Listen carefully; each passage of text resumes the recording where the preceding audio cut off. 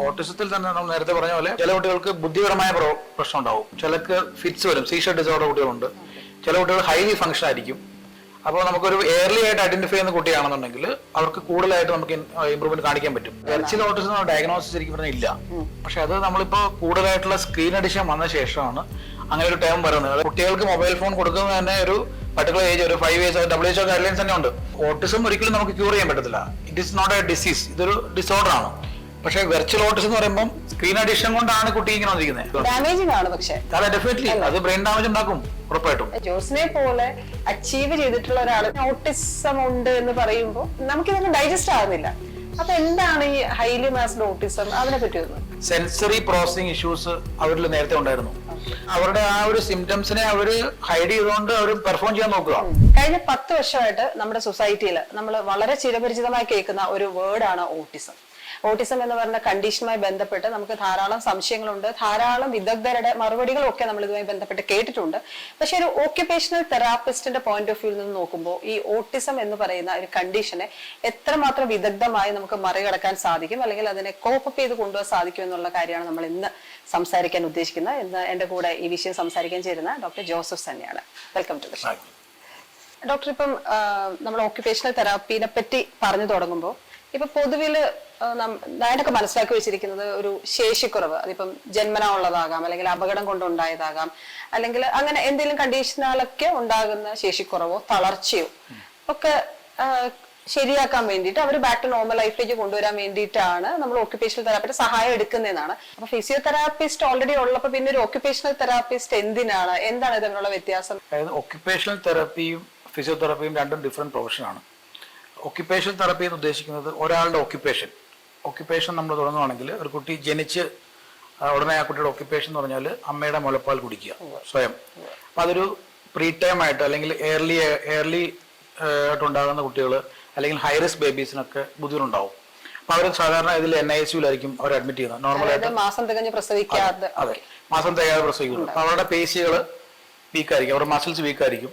അപ്പൊ സ്വന്തമായിട്ട് അവർക്ക് പാൽ കുടിക്കാൻ പറ്റത്തില്ല. അപ്പൊ അവിടെയാണ് ഓക്യുപേഷൻ തെറാപ്പി തുടങ്ങുന്നത്. അവിടെ നമ്മൾ ഓക്യുപേഷൻ തെറാപ്പിസ്റ്റ് ചെയ്യുന്നത് വെച്ചാൽ അവരുടെ മസിൽ ടോൺ ഇംപ്രൂവ് ചെയ്യാനുള്ള എക്സസൈസസ് കൊടുക്കുക, ഓറൽ മോട്ടോർ ഫീഡിങ് എക്സസൈസ് കൊടുത്ത് അവരെ എത്രയും പെട്ടെന്ന് തന്നെ മദർ ചൈൽഡ് ബോണ്ടിങ് ഡെവലപ്പ് ചെയ്ത് ഫീഡിങ് തുടങ്ങാനാണ് അവിടെ തുടങ്ങുന്നത്. അതുപോലെ ഒരു 2 വയസ്സ് 3 വയസ്സ് എടുത്തു കഴിഞ്ഞാൽ ഒരു കുട്ടിയുടെ ഓക്യുപേഷൻ എന്ന് പറഞ്ഞാൽ കൂടുതലും കളികളായിരിക്കും, തന്നെ കളിക്കുക അല്ലെങ്കിൽ മറ്റൊരു കുട്ടിയോട് ചേർന്ന് കളിക്കുക. അപ്പൊ അതാണ് ആ കുട്ടിയുടെ ഓക്യുപേഷൻ, ബേസിക്കലി ഓടി നടന്ന് കളിക്കുക. അപ്പൊ അതിൽ ഡിലേ ഉണ്ടാകാറുണ്ട്. പ്രത്യേകിച്ച് ഇപ്പം നമ്മൾ നേരത്തെ പറഞ്ഞാൽ ഓട്ടിസം അല്ലെങ്കിൽ ഡിലേ ഉള്ള കുട്ടികൾക്ക് മറ്റുള്ളവർ ചേർന്ന് കളിക്കുക അല്ലെങ്കിൽ മീനിങ് കളിക്കാനുള്ള ബുദ്ധിമുട്ടുണ്ടാവും. അപ്പോൾ അവിടെയും ഓക്യുപേഷൻ തെറപ്പിസ്റ്റ് പ്ലേ ബേസ്ഡ് ആയിട്ടുള്ള തെറപ്പി കൊടുക്കുന്നവർക്ക്. നമ്മളൊരു 7 വയസ്സ് അല്ലെങ്കിൽ ഒരു 6-7 വയസ്സുള്ള കുട്ടിയുടെ ഓക്യുപേഷൻ നോക്കി കഴിഞ്ഞാൽ സ്കൂളായിരിക്കും അല്ലേ. ഇപ്പൊ സ്കൂളിൽ എന്താണ് സംഭവിക്കുന്നത്? അവന് mainly writing, academic activities, board copy ചെയ്ത് എഴുതുക, അവിടെ സ്കൂൾ ആക്ടിവിറ്റീസ് പാർട്ടിസിപ്പേറ്റ് ചെയ്യുക, സ്വന്തമായിട്ട് ഭക്ഷണം കഴിക്കുക, കുളിക്കുക, അങ്ങനെ പല കാര്യങ്ങളുണ്ട്. അപ്പൊ അത് ഡിലേ ഉണ്ടെങ്കിലും അവിടെയും ഓക്യുപേഷൻ തെറപ്പിസ്റ്റിന് റോൾ ഉണ്ട്. അത് ഞാൻ ഡീറ്റെയിൽ ആയിട്ട് പറയാം. അതോടൊപ്പം തന്നെ നമ്മൾ ഒരു അഡൽട്ട്, ഒരു മുതിർന്ന ഒരാൾക്ക്, ഒരു സോഫ്റ്റ്വെയർ എഞ്ചിനീയർ അല്ലെങ്കിൽ ഒരു ജോലി ചെയ്യുന്ന ഒരാൾക്ക് പെട്ടെന്ന് ഒരു റോഡ് ട്രാഫിക് ആക്സിഡന്റ് ഉണ്ടായി, അപ്പൊ അവർക്കൊരു ഹെഡ് ഇഞ്ചുറി ഉണ്ടായി അല്ലെങ്കിൽ ഒരു സ്ട്രോക്ക് വന്നു, അപ്പൊ അവരുടെ ഒരു സൈഡ് തളർന്നിരിക്കുന്നു.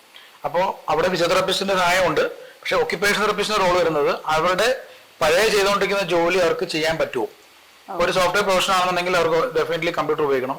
ഒരു വേറെ ഏതെങ്കിലും പ്രൊഫഷൻ അവരുടെ പഴയ ജോലിയിലേക്ക് പോകണമെങ്കിൽ അവർക്ക് അഡാപ്റ്റേഷൻ കൊടുത്തുകൊണ്ട് അവരുടെ ഓക്യുപേഷനിലേക്ക് കൊണ്ടുവരിക. അതായത് ഇപ്പൊ ഒരു കമ്പ്യൂട്ടർ സിസ്റ്റത്തിൽ വർക്ക് ചെയ്യുന്ന ഒരാളാണെങ്കിൽ അയാളെ നിവർന്നിരിക്കുന്നത് മുതൽ അയാളുടെ വിരലുകൾ ചലിക്കുന്നത്, അങ്ങനെയുള്ള എല്ലാ കാര്യങ്ങളും അല്ലേ. ഇപ്പൊ അവർക്കിപ്പോ ഒരു റൈറ്റ് സൈഡ് പാരലൈസ് ആയി കഴിഞ്ഞാൽ സ്വന്തമായിട്ട് ബട്ടൺ ചെയ്യാൻ പറ്റത്തില്ല, ബ്രഷ് ചെയ്യാൻ ബുദ്ധിമുട്ടായിരിക്കും, ഷേവ് ചെയ്യാൻ ബുദ്ധിമുട്ടായിരിക്കും. അപ്പൊ അതിലെല്ലാം മോഡിഫിക്കേഷൻ കൊടുക്കണം. ബ്രഷ് മോഡിഫൈ ചെയ്യുക, ബട്ടണിങ് മോഡിഫൈ ചെയ്യാനുള്ള ഹെൽപ്പ് ചെയ്യുക, അങ്ങനെ പല കാര്യങ്ങളും നമുക്ക് അവരെ കൊണ്ട് സ്വയം പര്യാപ്തമാക്കുക. അതാണ് ഓക്യുപേഷണൽ തെറപ്പി എന്ന് ഉദ്ദേശിക്കുന്നത്.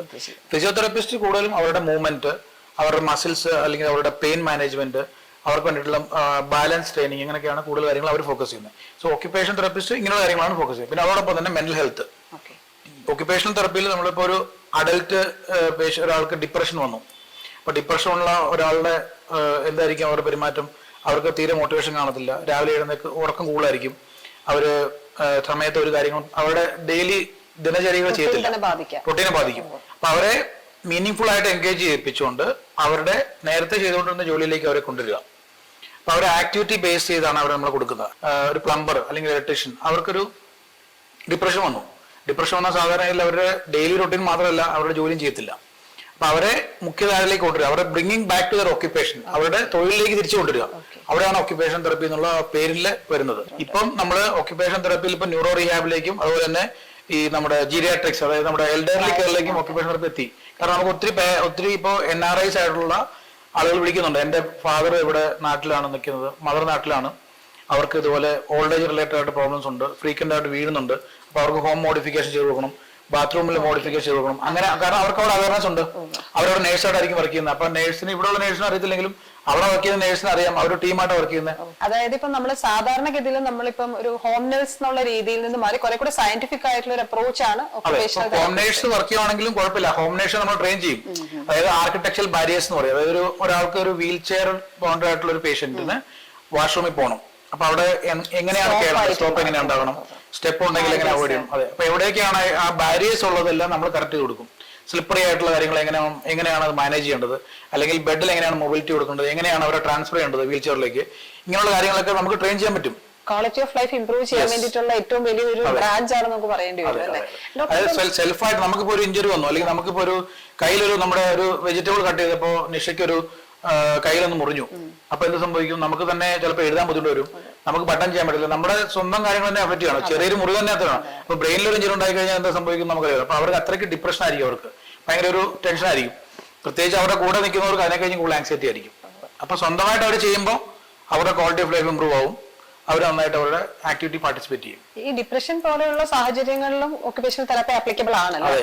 ഓക്കെ, എനിക്കൊരു പുതിയ അറിവാണ് ഡോക്ടർ. ഞാൻ ഒക്യുപേഷൻ തെറപ്പി ഡെവലപ്പ് ചെയ്തത് തന്നെ രണ്ടാം ലോക മഹായുദ്ധ കാലത്താണ് ഒക്യുപേഷൻ തെറപ്പി എന്നുള്ള കോൺസെപ്റ്റ് ഡെവലപ്പ് ആയത്. അത് എന്നാൽ യുദ്ധത്തിൽ പാർട്ടിസിപ്പേറ്റ് ചെയ്ത പലർക്കും ഡിപ്രഷനും ഫിസിക്കലി അവർക്ക് ഇഞ്ചുറി വന്നു. അപ്പൊ അവരെ മീനിങ് ഫുൾ ആയിട്ട് എൻഗേജ് ചെയ്തപ്പോഴാണ് അവർക്ക് ക്വാളിറ്റി ഓഫ് ലൈഫ് ഉണ്ടായത്. അങ്ങനെയാണ് ഈ കോൺസെപ്റ്റ് ഡെവലപ്പ് ആയത്. ബേസിക്കലി സാധാരണക്കാർ മനസ്സിലാക്കുന്നത് ഓട്ടിസം എന്ന് പറഞ്ഞാല് ഭൗതികപരമായിട്ടും സാമൂഹികമായിട്ടും ഒക്കെ നമുക്ക് ഡീൽ ചെയ്യാൻ പറ്റാത്ത ഒരു കണ്ടീഷനാണ് ഓട്ടിസ്റ്റിക് ആയിട്ടുള്ള വ്യക്തികൾ എന്നാണ്. അങ്ങനെയുള്ള ആൾക്കാർക്ക് എന്തെല്ലാം തരത്തിലാണ് ഒരു ഓക്യുപേഷണൽ തെറാപ്പിസ്റ്റ് ഏതെല്ലാം തരത്തിലാണ് സഹായിക്കാനാവുക?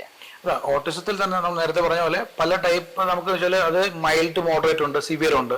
അപ്പോൾ ഓരോ കുട്ടികളും വ്യത്യസ്തരാണ്. ഇപ്പൊ ചില കുട്ടികൾക്ക് ബുദ്ധിപരമായ പ്രശ്നം ഉണ്ടാവും, ചിലർക്ക് ഫിറ്റ്സ് വരും, സീഷർ ഡിസോർഡർ കുട്ടികളുണ്ട്, ചില കുട്ടികൾ ഹൈലി ഫങ്ഷൻ ആയിരിക്കും. അപ്പോൾ നമുക്കൊരു എയർലി ആയിട്ട് ഐഡന്റിഫൈ ചെയ്യുന്ന കുട്ടിയാണെന്നുണ്ടെങ്കിൽ അവർക്ക് കൂടുതലായിട്ട് നമുക്ക് ഇമ്പ്രൂവ്മെന്റ് കാണിക്കാൻ പറ്റും. അതായത് ന്യൂറോണൽ പ്ലാസ്റ്റിറ്റി, നമുക്ക് ബ്രെയിനിൽ ന്യൂറോണൽ പ്ലാസ്റ്റിറ്റി ഉണ്ട്. നമ്മളൊരു പ്ലാസ്റ്റിക് നമ്മൾ കത്തിച്ചു കഴിഞ്ഞാൽ ഉരുക്കാൻ പറ്റും അല്ലെ, ഒരു മോൾഡിംഗ് പീരീഡ് ഉണ്ട്. ഇപ്പൊ എന്ന് പറഞ്ഞാൽ എയർലി ഇന്റർവെൻഷൻ പീരീഡിൽ നമുക്ക് കിട്ടുവാണെങ്കിൽ, അതായത് ബ്രെയിനിന്റെ ഡെവലപ്മെന്റ് ഏറ്റവും ഫാസ്റ്റ് നടക്കുന്ന ഒരു 3 ഇയേഴ്സിനകത്താണ്. അപ്പൊ ആ സമയത്ത് നമുക്ക് കിട്ടുവാണെങ്കിൽ ഈ കുട്ടികളെ ഒത്തിരി ചേഞ്ചസ് നമുക്ക് ചെയ്യാൻ പറ്റും. അപ്പോൾ അതിൽ ഞാൻ പറഞ്ഞ പോലെ ഡിപ്പെൻസ് അപ്പോൺ ദ ചൈൽഡ് ആണ്. ഓരോ കുട്ടികളും ഒരു ഓട്ടിസ്റ്റിക് ആയിട്ടുള്ള കുട്ടിയെ പോലെ വേറെ കുട്ടിയെ നമുക്ക് കാണാൻ പറ്റത്തില്ല, ഡിഫറെന്റ് ആയിരിക്കും. പക്ഷെ അത് കോമൺ ആയിട്ടുള്ള കുറച്ച് സിംറ്റംസ് വെച്ചിട്ടാണ് നമ്മൾ ഡയഗ്നോസ് ചെയ്യുന്നത്. അപ്പൊ അങ്ങനെ വരുമ്പോൾ ഈ കുട്ടികളെ ഒക്യുപേഷൻ തെറപ്പിയിൽ ഞാൻ പറയാം, ഇവർക്ക് സെൻസറി പ്രോസസിംഗ് ഡിസോർഡർ ഉണ്ട്. സെൻസറി പ്രോസസിംഗ് ഡിസോർഡർ പറഞ്ഞാൽ നമ്മളുടെ ശരീരത്തിൽ പല സെൻസസ് നമുക്കുണ്ട്. വിഷൻ ഉണ്ട്, ഹിയറിംഗ് ഉണ്ട്, ടച്ച് ഉണ്ട്, സ്മെല്ലുണ്ട്, ടേസ്റ്റ് ഉണ്ട്. ഇതെല്ലാം നമ്മളുടെ ഇപ്പോൾ ഒരു ടേസ്റ്റ് നമ്മൾ എങ്ങനെ സെൻസ് ചെയ്യുന്നത്, നമ്മളൊരു ആഹാരം കഴിക്കുമ്പോഴാണ് അല്ലെ, വിഷൻ നമ്മൾ കാണുമ്പോൾ. അപ്പോൾ ഈ സെൻസസ് എല്ലാം ഡെവലപ്പ് ചെയ്യുന്നത് ഏർലി ചൈൽഡ്ഹുഡിലാണ് അല്ലെ. അതോടൊപ്പം തന്നെയാണ് മൂവ്മെന്റ് സെൻസ്. ഇപ്പൊ ഞാനിപ്പോ സംസാരിക്കുമ്പോൾ എന്റെ കൈ മൂവ് ചെയ്യുന്നുണ്ട്, എന്റെ കഴുത്ത് മൂവ് ചെയ്യുന്നുണ്ട്. അപ്പൊ നമ്മുടെ മൂവ്മെന്റിനെ കൺട്രോൾ ചെയ്യുന്നതാണ് മൂവ്മെന്റ് സെൻസ്. അതോടൊപ്പം തന്നെയാണ് ജോയിന്റ്സ് ഉണ്ട്. ഈ 2 സെൻസ് നമുക്ക് ദൂരെയുള്ള സെൻസ് നമുക്ക് കണ്ടുപിടിക്കാൻ പറ്റത്തില്ല നമ്മുടെ ശരീരത്തിൽ നിന്ന്. അപ്പൊ നമുക്ക് ഈ മൂവ്മെന്റ് സെൻസും ജോയിന്റ് സെൻസിന് എക്സാമ്പിൾ, ജോയിന്റ്സിന് എക്സാമ്പിൾ പറഞ്ഞാൽ നമ്മളൊരു കോഫി കുടിക്കുന്നു, നമ്മളൊരു ഡിസ്പോസിബിൾ ഗ്ലാസ്സിൽ കോഫി കുടിക്കുന്നതും ഒരു സ്റ്റീൽ ഗ്ലാസ്സിൽ കോഫി കുടിക്കുന്ന വ്യത്യാസമുണ്ട് അല്ലെ. ഇപ്പൊ ഒരു ഡിസ്പോസൽ ഗ്ലാസ്സിൽ കോഫി എടുക്കണം, എങ്ങനെ എടുക്കണം, നമ്മൾ വളരെ സോഫ്റ്റ് ആയിട്ട് ഡെലിഗേറ്റ് ആയിട്ട് പിടിക്കാൻ. ഇത് എവിടെ നിന്ന് നമുക്ക് സിഗ്നൽ വരുന്നത്, ബ്രെയിനിൽ നിന്നാണ് വരുന്നത്. അപ്പൊ ഇതാണ് ജോയിന്റ് സെൻസ് പറയുന്നത്. അപ്പൊ ജോയിന്റ് സെൻസ് ഉണ്ടെങ്കിലേ ഉള്ളൂ നമുക്ക് പ്രോപ്പറായിട്ട് എഴുതാൻ പറ്റത്തുള്ളൂ, നമ്മൾ എന്തുമാത്രം പ്രഷർ കൊടുത്ത് എഴുതണം, ഇങ്ങനെയുള്ള കാര്യങ്ങളൊക്കെ വരുന്നത് ജോയിന്റ് സെൻസിൽ നിന്നാണ്. അപ്പൊ ഈ സെൻസസ് എല്ലാം നമുക്ക് ഈ കുട്ടികൾക്ക്, ഈ ഓട്ടിസ്റ്റിക് ആയിട്ടുള്ള കുട്ടികൾക്ക് സെൻസറി പ്രോസസ്സിംഗിൽ അവർക്ക് ഇഷ്യൂസ് ഉണ്ട്. ഇത് നോർമലായിട്ട് ആൾക്കാർക്ക് ഉണ്ടാവും. ഇപ്പൊ ഉദാഹരണം പറഞ്ഞാൽ കോളറിന്റെ പുറകിൽ ടാഗ്, ഈ ടാഗ് നമ്മൾ ടൈലർ തയ്ച്ച് കഴിയുമ്പോൾ ഉണ്ടാവും. ചില കുട്ടികൾക്ക് ഇറിറ്റേഷൻ ആയിരിക്കും, ചില ടൈപ്പ് ഓഫ് ടെക്സ്ചർ അവർക്ക് ബുദ്ധിമുട്ടായിരിക്കും, സോക്സ് ഇടുന്ന അവർക്ക് ബുദ്ധിമുട്ടുണ്ടാവും. അങ്ങനെ പല ടൈപ്പ് ഓഫ് അവർക്ക് ഇറിറ്റേഷൻ പറഞ്ഞാൽ ചിലർ ഹൈപ്പർ സെൻസിറ്റീവ് ആയിരിക്കും, ചിലർക്ക് ഹൈപ്പോ സെൻസിറ്റീവ് ആയിരിക്കും. ചിലർക്ക് കൂടുതലായിട്ട് വേണം, അതായത് ഇപ്പം മൂവ്മെന്റ് എപ്പോഴും വേണം, എപ്പോഴും ഊഞ്ഞാൽ അടിക്കൊണ്ടിരിക്കണം, ഓടി നടക്കണം. ചില കുട്ടികൾക്ക് എപ്പോഴും അവർക്ക് എന്താ പറയാ മണ്ണി കളിക്കണം. ചിലർക്ക് ചില ടൈപ്പ് ഫുഡ് തുടത്തേ ഇല്ല, അവർ ചോറ് കൈകൊണ്ട് എടുക്കത്തില്ല. ഇവിടെയൊക്കെ തൊട്ടപ്പം തന്നെ തുടച്ചു കളയും. അങ്ങനെയുള്ള ഡിഫിക്കൽട്ട് കുട്ടികളുണ്ട്. അപ്പൊ ഈ കുട്ടികൾ ചില കുട്ടികൾ വെച്ചാൽ ഇവരുടെ ഫംഗ്ഷനെ കൂടുതൽ അഫക്റ്റ് ചെയ്യാതിരിക്കുവാണെങ്കിൽ ഇവരെ കയറി പോകും. പക്ഷെ ഇവർക്ക് എന്താ ചെയ്യും, ക്ലാസ് റൂമിൽ ചെല്ലുമ്പം ആ ഒരു പർട്ടിക്കുലർ ടെക്സ്റ്റേഡ് ആയിട്ടുള്ള സോക്സ് ഇട്ട് കഴിഞ്ഞാൽ അവർക്ക് ക്ലാസ് ശ്രദ്ധിക്കാൻ പറ്റത്തില്ല. അല്ലെങ്കിൽ ആ യൂണിഫോം ടെക്സ്റ്റ് ഇട്ടുകൊണ്ട് പോയി കഴിഞ്ഞാൽ ഈ പുറകിൽ കുത്തുന്ന ടാഗ് ഉണ്ടെങ്കിൽ അവർക്ക് ക്ലാസ് ശ്രദ്ധിക്കാൻ പറ്റത്തില്ല. പിന്നെ അതുപോലെ തന്നെ ലൈറ്റ്, ചില കുട്ടികൾക്ക് വിഷ്വലി ഉള്ള ചില ലൈറ്റുകളൊന്നും അവർക്ക് ഇഷ്ടപ്പെടത്തില്ല. സൗണ്ട്സിനോട് ഹൈപ്പർ സെൻസിറ്റിവിറ്റി. കാരണം ചില ടൈപ്പ് ഓഫ് നമ്മളിപ്പോൾ സംസാരിക്കുമ്പോൾ ഇവിടെ ചെറിയൊരു സൗണ്ട് വരുന്നുണ്ട്, പക്ഷെ ആ സൗണ്ട് നമ്മളുടെ ഈ കോൺവെർസേഷനെ ഡിസ്ട്രാക്ട് ചെയ്യുന്നില്ല. പക്ഷെ ഇത് ഓട്ടിസ്റ്റിക് ആയിട്ട് കുട്ടികൾക്ക് ഭയങ്കര ബോംബാർഡിങ് ആയിരിക്കും, അതായത് ഭയങ്കര ഒരു അലാമിങ് ആയിരിക്കും, അവർക്കൊരു ടോളറേറ്റ് ചെയ്യാൻ പറ്റത്തേ ഇല്ല. അപ്പം ഈ കുട്ടികളിൽ ഒന്ന് നമ്മൾ നോക്കുന്ന അവരുടെ ആക്ടിവിറ്റി ഓഫ് ഡെയിലി ലിവിങ്, അവർ ബ്രഷിങ് തന്നെ ചെയ്യുന്നുണ്ടോ, അല്ലെങ്കിൽ അവർ തന്നെ ഡ്രസ്സ് ചെയ്യുന്നുണ്ടോ. ഓരോ ഏജിനും ഓരോ മൈൽ സ്റ്റോൺസ് ഉണ്ടല്ലോ. അപ്പോൾ 5 വയസ്സായ കുട്ടി തന്നെ ടോയ്ലറ്റിൽ പോകുന്നില്ല, അപ്പൊ അവിടെ നമ്മൾ അതിന് അസസ്മെന്റ് നടത്തും, എന്തുകൊണ്ടാണ് ആ കുട്ടി ടോയ്ലറ്റിൽ പോകാത്തത്.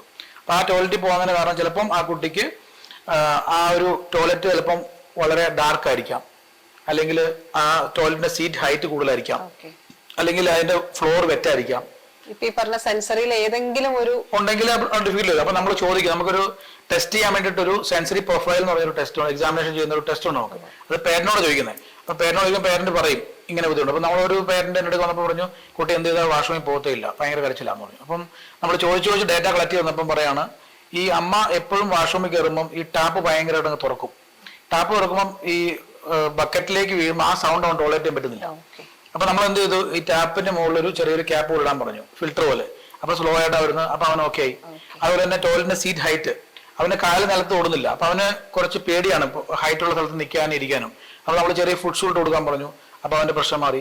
ടോയ്ലറ്റ് സീറ്റ് അവന് ഭയങ്കര ഡ്രൈ ആയിട്ടിരിക്കുന്നതാണ് അവന് ഇഷ്ടം. അപ്പൊ അവര് നല്ലൊരു ടിഷ്യൂ പേപ്പർ വെച്ച് തുടച്ചിട്ടിരിക്കും. ചിലർക്ക് അത് ബുദ്ധിമുട്ടാണ്.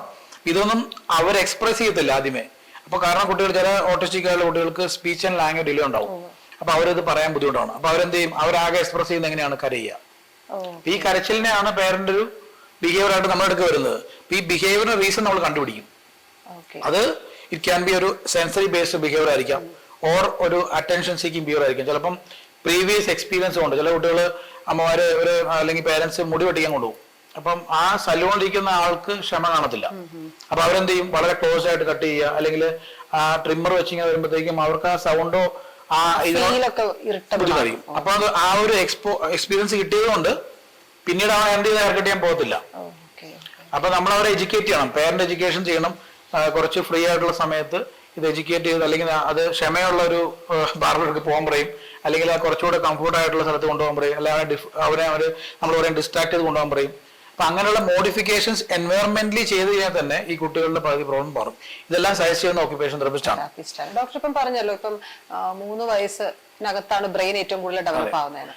അപ്പം 3 വയസ്സെന്ന് പറയുമ്പോൾ കുട്ടികൾ നല്ലോണം എക്സ്പ്രസ് ചെയ്യുന്ന ഒരു സാഹചര്യം ആയിട്ടുമില്ല.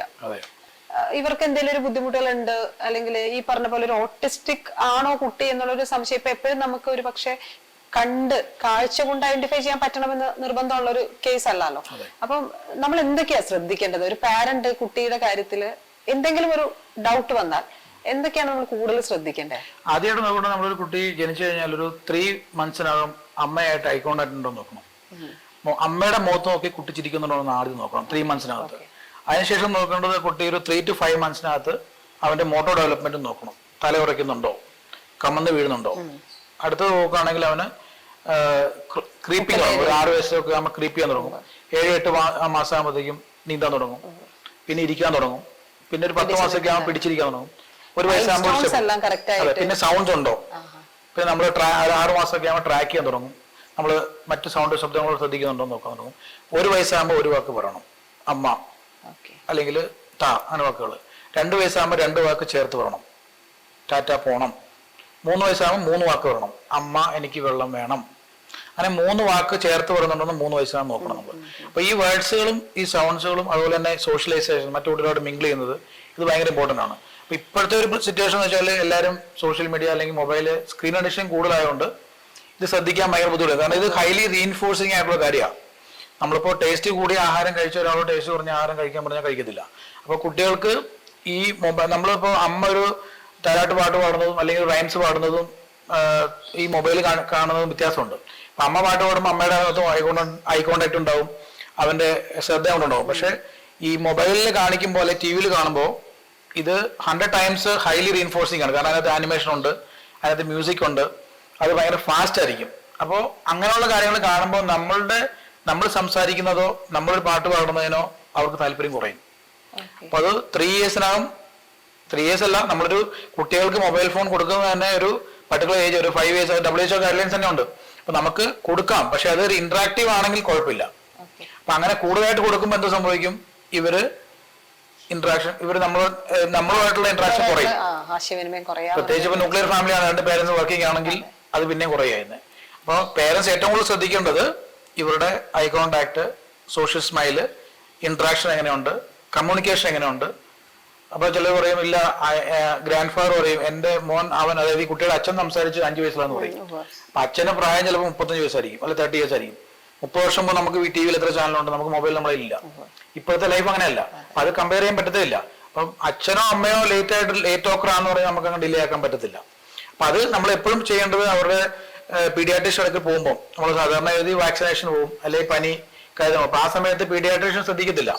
കാരണം വെച്ചാല് പനി പിടിച്ചു വരുന്ന കുട്ടിയുടെ ആക്റ്റീവ്നെസ് എങ്ങനെയാണ്, അല്ലെങ്കിൽ അവരുടെ ഡെവലപ്മെന്റിനെ നോക്കാനായിട്ട് അവർക്ക് ബുദ്ധിമുട്ടാണ്. അവരെ നമുക്ക് ബ്ലെയിം ചെയ്യാൻ പറ്റത്തില്ല. വാക്സിനേഷൻ പോയത് തന്നെ കാരണം ഇഞ്ചക്ഷൻ കിട്ടുമെന്ന് പറഞ്ഞാൽ കുട്ടി പേടിച്ചാടുത്തുള്ളത്, പേരന്റും പാനിക്കായിരിക്കും. ഈ സമയത്തൊന്നും കമ്മ്യൂണിക്കേറ്റ് ചെയ്യാൻ പറ്റത്തില്ല. നമ്മൾ അതിനു വേണ്ടിയിട്ട് കൺസൾട്ടേഷൻ എടുക്കുന്നത് നല്ലതാണ്. അല്ലെങ്കിൽ ഡെവലപ്മെന്റൽ പീഡിയാട്രീഷ്യൻ ഇപ്പോൾ കുറച്ച് പേര് വന്ന് കുറേ സ്ഥലങ്ങളിലുണ്ട്. അല്ലെങ്കിൽ ഓക്യുപേഷൻ തെറപ്പിസ്റ്റോ ക്ലിനിക്കൽ സൈക്കോളജിസ്റ്റോ ഒക്കെ കണ്ടു കഴിഞ്ഞാൽ ഈ കാര്യങ്ങൾ പറയും. പക്ഷെ ആരും അങ്ങനെ പെട്ടെന്ന് ഒരു സൈക്കോളജിസ്റ്റെ കാണാൻ തയ്യാറാകത്തില്ല. കാരണം വെച്ചാൽ എന്റെ കുട്ടിക്ക് പ്രോബ്ലം ഒന്നും ആദ്യം അക്സെപ്റ്റ് ചെയ്യുന്നതിന്റെ ബുദ്ധിമുട്ടാണ്. ഇത് സെൽഫായിട്ട് തന്നെ ഒരു കുട്ടി ഒരു പേരന്റിനോ അല്ലെങ്കിൽ ഒരു അംഗൻവാടി ടീച്ചറിനോ അല്ലെങ്കിൽ ഒരു പ്ലേ സ്കൂൾ ടീച്ചറിനോ തന്നെ കണ്ടുപിടിക്കാൻ പറ്റും. പക്ഷെ ഒരു പ്ലേ സ്കൂൾ ടീച്ചറോ അംഗൻവാടി ടീച്ചറോ പറഞ്ഞു കഴിഞ്ഞാൽ ചിലപ്പോൾ അക്സെപ്റ്റ് ചെയ്യത്തില്ല. അപ്പൊ സ്വയം എന്റെ കുട്ടിക്ക് ഡിലേ ഉണ്ടെന്നുള്ളത് കണ്ടുപിടിക്കാനായിട്ട് ഇപ്പോഴത്തെ കാലത്ത് ടെക്നോളജിയിൽ പല ഇന്റർവ്യൂസിലും പല കാര്യങ്ങളും വരുന്നുണ്ട്, നമ്മൾ സോഷ്യൽ മീഡിയയിൽ കിട്ടുന്നുണ്ട്. പക്ഷെ അവര് കുറച്ചൊരു എഫോർട്ട് ഇട്ടെങ്കിൽ മാത്രമേ ഉള്ളൂ കിട്ടത്തുള്ളൂ. പക്ഷെ അത് ലേറ്റ് ആകാൻ തോറും നമുക്ക് ഡിലേ ആവുകയാണ്. അതായത് ഈ 3 വയസ്സിനുള്ളിൽ തന്നെ കണ്ടുപിടിച്ച് കൊണ്ടുവരുവാണെങ്കിൽ ഏറ്റവും നല്ലതാണ്. OT പോയിന്റ് ഓഫ് വ്യൂലും എളുപ്പമാണ്. നമുക്ക് ഓക്യുപേഷൻ തെറപ്പിസ്റ്റ് ആണെങ്കിലും സ്പീച്ച് തെറപ്പിസ്റ്റ് ആണെങ്കിലും ഏറ്റവും ഏർലി ആയിട്ട് കിട്ടുവാണെങ്കിൽ നമുക്ക് അവരെ ഇമ്പ്രൂവ് ചെയ്യാനായിട്ട് വളരെ ഈസിയാണ്. അതുപോലെ തന്നെ ഇതിന് തെറപ്പി കൊടുക്കുമ്പോൾ ഒരു പ്രധാന കാര്യം വെച്ചാൽ പേരന്റ് കൂടെ ഇതിനകത്ത് പാർട്ടിസിപ്പേറ്റ് ചെയ്യണം. അതായത് ഇപ്പോ അതിന്റെ ഒരു പ്രാധാന്യം എങ്ങനെയാണ്? അതിന്റെ പ്രാധാന്യം നമ്മളൊരു കുട്ടിയെ നമ്മളൊരു തെറപ്പി സെന്ററിൽ കൊണ്ടുപോകുന്നു, അല്ലെങ്കിൽ ഒരു ഓക്യുപേഷൻ തെറപ്പിസ്റ്റിനോട് കൊണ്ടുപോകുന്നു. ആദ്യം കൊണ്ടുപോകുമ്പോൾ ഈ കുട്ടി ആ ആളിനെ ആദ്യമായിട്ടായിരിക്കും കാണുന്നത്, അല്ലെ? അതിനുശേഷം ആ സ്ഥലം ആദ്യമായിട്ടായിരിക്കും. അപ്പൊ അവനൊരു പൊതുവെ കുറച്ചൊരു പേടി കാണും. ഈ സ്ഥലം സേഫ് ആണോ, അല്ലെങ്കിൽ എന്നെ നോക്കാൻ പോകുന്ന ഒരു ഡോക്ടറാണോ, അല്ലെങ്കിൽ ഇഞ്ചക്ഷൻ തരാൻ പോകണോ, അല്ലെങ്കിൽ അവർ എന്താ ചെയ്യുമെന്ന് അറിയത്തില്ല. അപ്പൊ ഒരു ആദ്യത്തെ 3 to 4 സെഷൻസ് ഈ കുട്ടി എപ്പോഴും അമ്മയുടെ മടിയിൽ നിന്ന് ഇറങ്ങാൻ എന്തെങ്കിലും ബുദ്ധിമുട്ടായിരിക്കും. അത് കുഴപ്പമില്ല, ആ കുട്ടി അമ്മയും കൂടെ പാർട്ടിസിപ്പേറ്റ് ചെയ്തുകൊണ്ട് തന്നെ സെഷൻ കൊടുക്കുക, തെറപ്പി കൊടുക്കുക. അപ്പൊ നമ്മൾ ഒരു റാപ്പോ ഡെവലപ്പ് ചെയ്യാനുള്ള ആക്ടിവിറ്റീസ് ആയിരിക്കും കൊടുക്കുന്നത്. അപ്പൊ ചിലപ്പോൾ അമ്മ വിചാരിക്കും ഇതിനാണോ ഞാൻ തെറപ്പിക്ക് വരുന്നത്. പക്ഷെ അത് നമുക്ക് ചെയ്യാതെ പറ്റത്തില്ല, കാരണം ഇത് സ്കൂളല്ല. അതായത് ഒരു 4 or 5 സെഷനുകളിൽ ഇരിക്കുമ്പോഴും കുട്ടി അമ്മയുടെ മടിയിൽ നിന്ന് ഇറങ്ങി വന്നില്ലെങ്കിലും കുഴപ്പമില്ല, മസ്റ്റ് ആണ്. അതായത് അമ്മ കൂടെ, അതായത് അമ്മ തെറപ്പി സെഷനെ പ്രോത്സാഹിപ്പിക്കാനുള്ള കാര്യങ്ങളാണ് ചെയ്യേണ്ടത്. അതായത് ആ കുട്ടീനെ ആ തെറപ്പിസ്റ്റുമായിട്ട് ഇൻട്രൊഡ്യൂസ് ചെയ്യാൻ വേണ്ടി അമ്മ ആ സെഷനെ പ്രോത്സാഹിപ്പിക്കുക. അതിനുശേഷം കുട്ടി റെസ്പോണ്ട് ചെയ്യാൻ തുടങ്ങിയ ശേഷം അമ്മയെ കൂടെ തന്നെ ഇരിക്കുക. കൂടെ ഇരുന്നുകൊണ്ട് ചെയ്യുമ്പോഴാണ് ഈ കുട്ടി എന്താ ചെയ്യുന്നുള്ളത് മനസ്സിലാവുള്ളൂ.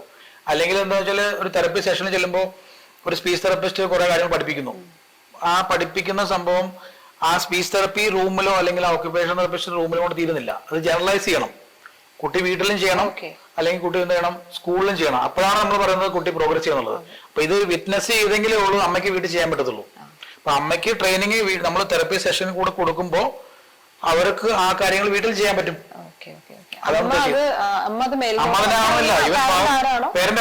മേൽനോട്ടം വഹിക്കുക, കാണുക, അത് വീട്ടിലാണെങ്കിലും കൃത്യമായ ഇന്റർവെൽസിലോ അല്ലെങ്കിൽ അല്ലെ അത് എൻഷുർ ചെയ്യണം. അതായത് വീട്ടിൽ ചെയ്യാനുള്ള കാര്യങ്ങൾ സെപ്പറേറ്റ് ആയിരിക്കും, അത് പറഞ്ഞു കൊടുക്കും. അതോടൊപ്പം നമ്മൾ ഫോഴ്സ് ചെയ്യാനും പാടില്ല. അതായത് ഒരു കുട്ടീനെ നമ്മൾ തെറപ്പി കൊടുക്കുമ്പോൾ ഒരു കാരണവശാലും ഫോഴ്സ് ചെയ്യാനും പാടില്ല. അതൊരു പ്രോബ്ലമാണ്. കാരണം വെച്ചാൽ കുട്ടി ചൂസ് ചെയ്ത് തെറപ്പിസ്റ്റ് ഗൈഡ് ചെയ്യണമെന്നാണ് പറയുന്നത്. നമ്മളവിടെ ആക്ടിവിറ്റീസ് വയ്ക്കുമ്പോൾ അവന് ഇഷ്ടമുള്ളതെന്ന് എടുക്കുന്നു, അതിൽ നിന്നാണ് നമ്മൾ തുടങ്ങേണ്ടത്. അങ്ങനെ തുടങ്ങി കഴിയുമ്പോൾ ആ കുട്ടിക്ക് ഒരു കോൺഫിഡൻസ് വരും. പിന്നെ നമ്മളെല്ലാം ഗോൾസ് എടുക്കുമ്പോൾ ഇപ്പൊ ഈ തെറപ്പി ഓക്യുപേഷൻ തെറപ്പിയിലാണെങ്കിലും സ്പീച്ച് തെറപ്പിയിലാണെങ്കിലും ബിഹേവിയർ തെറപ്പിയിലാണെങ്കിലും നമ്മൾ ഗോൾസ് സെറ്റ് ചെയ്യുന്നുണ്ട്. അപ്പൊ ഗോൾസ് എന്ന് പറയുമ്പോൾ എന്താണ്, ഒരു പേരന്റ് വരുമ്പോൾ പറയാണ് 5 വയസ്സായ കുട്ടി കേഴ്സി റൈറ്റിംഗ് എഴുതണം എന്ന് പറയുമ്പോൾ ആ കുട്ടി ചിലപ്പോൾ സിറ്റിംഗ് ടോളൻസ് ചിലപ്പോൾ 5 സെക്കൻഡ് ആയിരിക്കും ഇരിക്കുന്നത്, അല്ലെങ്കിൽ അവന് പേന ശരിക്കും പിടിക്കുന്ന പോലും കാണത്തില്ല. അങ്ങനെ കുട്ടിയെ നമുക്കൊരു കേഴ്സി റൈറ്റിംഗ് നമുക്കൊരു ഗോളാക്കി എടുക്കാൻ പറ്റത്തില്ല. അപ്പൊ അതിനെ നമ്മൾ സ്മാർട്ട് ഗോളാക്കി എടുക്കണം.